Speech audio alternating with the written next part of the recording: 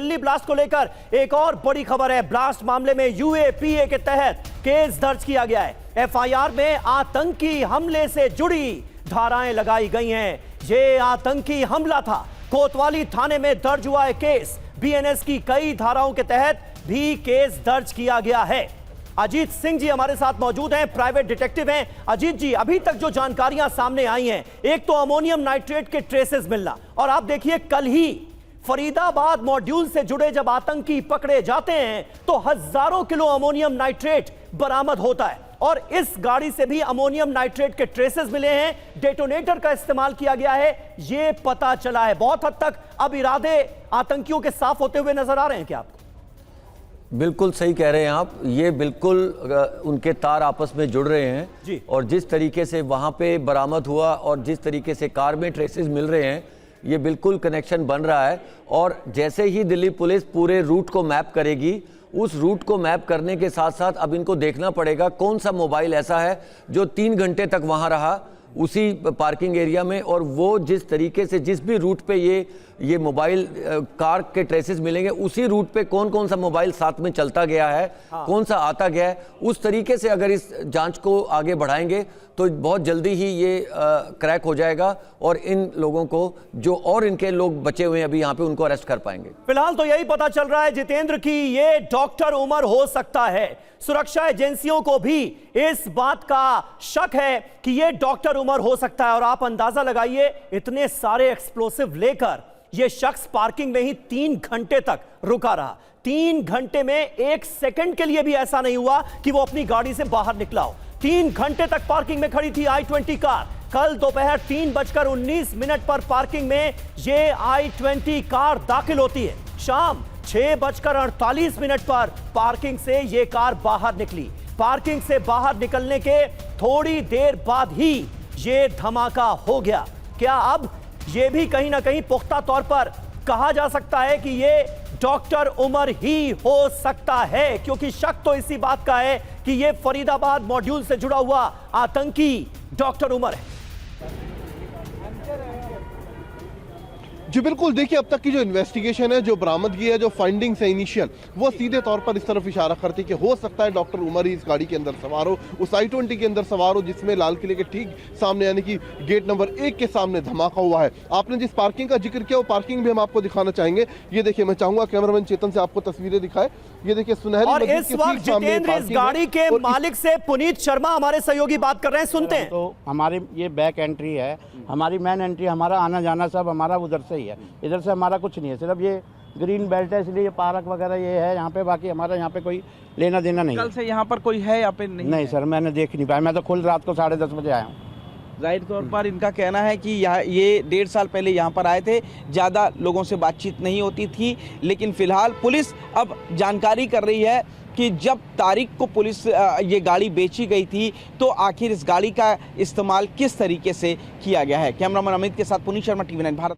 नहीं तो ये कार के मालिक नहीं है, यहां पर हम ये क्लियर कर दें, ये कार के मालिक नहीं है। पुनीत शर्मा जो इंटरव्यू कर रहे थे, हम वापस आपको दिखाने की कोशिश करेंगे, लेकिन फिलहाल ये जानकारी मिली है कि फिलहाल ये जो कार थी, क्योंकि ये कई बार खरीदी गई है, कई बार बेची गई है, लेकिन अभी इस कार का मालिक तारिक था जो कि कश्मीर का रहने वाला है। और ये जो आप बातचीत सुन रहे थे, ये जिस शोरूम से कार खरीदी गई थी, उनके जो मालिक हैं, उनके जो ओनर हैं, जो कार शोरूम के, उनकी बातचीत हमने आपको सुनाई। जितेंद्र आप कंटिन्यू कीजिए, आपकी बात बीच में रोकनी पड़ी थी।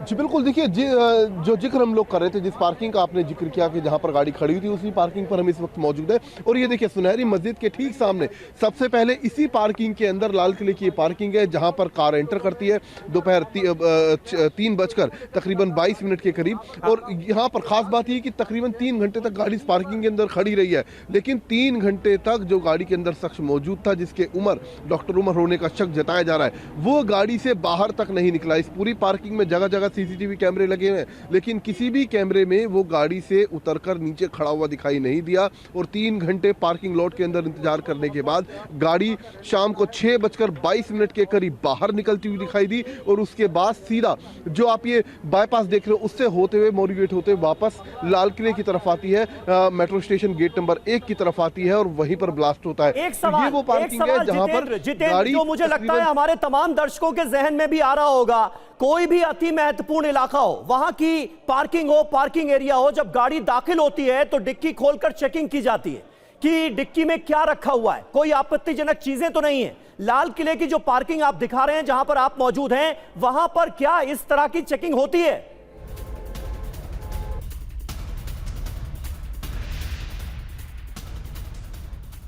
दिल्ली में पुलिस कई जगहों पर रेड कर रही है। जितेंद्र से इस सवाल का जवाब लूंगा, लेकिन दिल्ली में हाई अलर्ट जारी किया गया है। रेलवे स्टेशन पर भी अब कड़ी निगरानी की जा रही है। ये बड़ी खबर सामने आ रही है। एयरपोर्ट की भी सुरक्षा बढ़ाई गई है। जितेंद्र शर्मा हमारे सहयोगी हमारे साथ मौजूद हैं, लाल किले की पार्किंग में ही मौजूद हैं। जितेंद्र, मेरे सवाल का जवाब, लाल किले की पार्किंग में चेकिंग का क्या तरीका है? डिक्की खोलकर चेकिंग की जाती है या नहीं की जाती है उन गाड़ियों की जिन्हें यहां पर पार्क किया जाता है? जी बिल्कुल, देखिए समीर, मैं वही बता रहा था, इससे पहले मैंने भी कई बार इस पार्किंग का इस्तेमाल किया और अमूमन यहाँ देखा गया कि सिक्योरिटी गार्ड पार्किंग के अंदर तैनात होते हैं, मेन गेट पर तैनात होते हैं और जब आप एंट्री करते हैं गाड़ी की तो बाकायदा गाड़ी को चेक किया जाता है। लेकिन कहीं ना कहीं लापरवाही भी कई बार सामने आई है। तो ऐसे में अब ये देखना होगा कि क्या वाकई कल लापरवाही बरती गई, तो एक ये जांच का विषय है। जिसने लापरवाही बरती हो सकता है उसके खिलाफ कार्रवाई भी हो, लेकिन अगर तफ्तीश नहीं, यानी कि अगर उसकी गाड़ी की जांच नहीं हुई तो आखिरकार क्यों नहीं की गई, क्या इसके पीछे भी कोई बड़ी साजिश है? तो ये तमाम एंगल अभी हैं जिन पर जांच एजेंसियां काम कर रही हैं।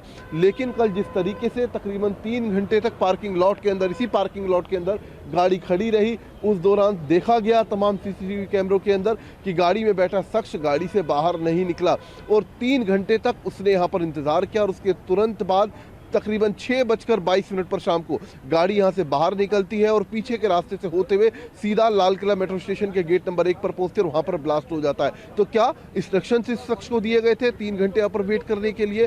और क्या जब एक्सप्लोसिव था तो गाड़ी जब एंट्री यहाँ पर कर रही थी, देखिए मैं चाहूंगा कैमरामैन आपको तस्वीरें दिखाए, ये गेट है और ये देखिए वहां पर आपको बाकायदा बैरिकेड भी दिखाई देंगे, वहां पर सिक्योरिटी गार्ड भी आपको खड़े हुए दिखाई देंगे। यहीं से गाड़ी एंटर होती है इस पार्किंग लॉट के अंदर और वहीं पर चेकिंग भी होती है। लेकिन कल चेकिंग क्यों नहीं हुई, क्यों सिक्योरिटी को पता नहीं चला कि इस गाड़ी के अंदर एक बड़ी मात्रा में एक्सप्लोसिव रखा हुआ है और गाड़ी यहां पर 3 घंटे तक वेट करती रही, गाड़ी में बैठा शख्स बाहर नहीं निकला। 6:22 पर गाड़ी बाहर निकलती है और कुछ देर बाद लाल किले मेट्रो स्टेशन के गेट नंबर 1 पर अचानक से धमाका हो जाता है। तो कहीं ना कहीं ये पूरा लाल किले की पार्किंग हमने आपको बताया, ये अभी जिम्मेदारी किसकी है जितेंद्र?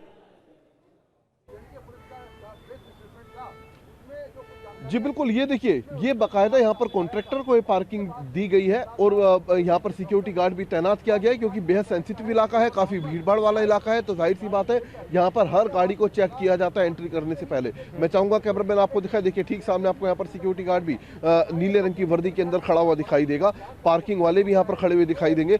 लेकिन कल यहाँ पर क्या वाकई गाड़ी को चेक किया गया है, नहीं किया गया, कहाँ पर चूक हुई, ये फिलहाल अभी इन्वेस्टिगेशन का पार्ट है। जी